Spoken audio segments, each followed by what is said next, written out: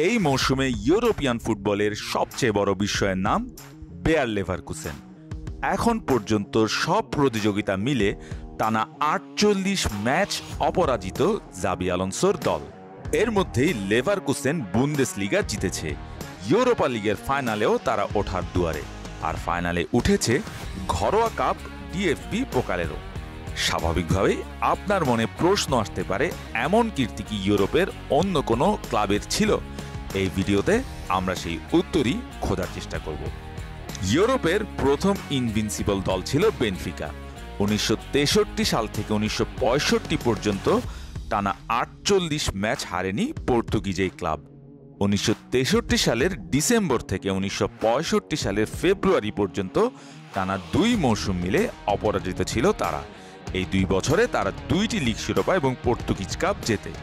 Croatian club Dinamo জাগ্রেবের কীর্তিটা বেশি দিন আগের কথা নয়। ২০১৪-১৫ মৌসুমে জোরান নামিচের অধীনে তারা টানা ৪৫ ম্যাচ অপরাজিত ছিল। এই সময় তারা লিগ চ্যাম্পিয়ন হয়, জেতে ক্রোয়েশিয়ান কাপও। ১৯৯২-৯৩ মৌসুমে স্কটিশ ক্লাব রেঞ্জার্স টানা ৪৪ ম্যাচ অপরাজিত ছিল। এই সময় তারা জেতে ডোমেস্টিক ট্রেবল। ১৯৯১-৯২ মৌসুমে টানা ৪২ ম্যাচ অপরাজিত ছিল এসি মিলান।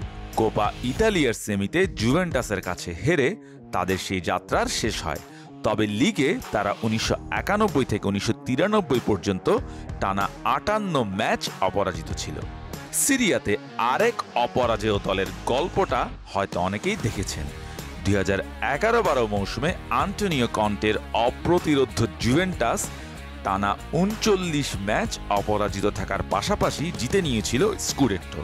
সেই মৌসুমে তাদের একমাত্র হার ছিল কোপা ইতালিয়াতে। আর মজার ব্যাপার হচ্ছে, এবার তাদের প্রতিপক্ষ ছিল এসি মিলান। প্রিমিয়ার লিগ এবং লা লিগার ক্লাবগুলোর অপরাজেয় থাকার দৌড়টা খুব দীর্ঘ নয়। তবে শুধু ঘরোয়া প্রতিযোগিতা বিবেচনা করলে প্রিমিয়ার লিগের এই আনবিটেন রেকর্ড আর্সেনালের। ২০০৩-০৪ এবং তার পরের মৌসুম মিলে টানা ৪৯ ম্যাচ হারেনি ওয়েঙ্গারের দল। আর লা লিগায় সেই রথটা বার্সেলোনার। ২০১৬-১৭ থেকে ২০১৭-১৮ পর্যন্ত লিগে টানা ৪৩ ম্যাচ হারেনি সেই সময়ের বার্সেলোনা।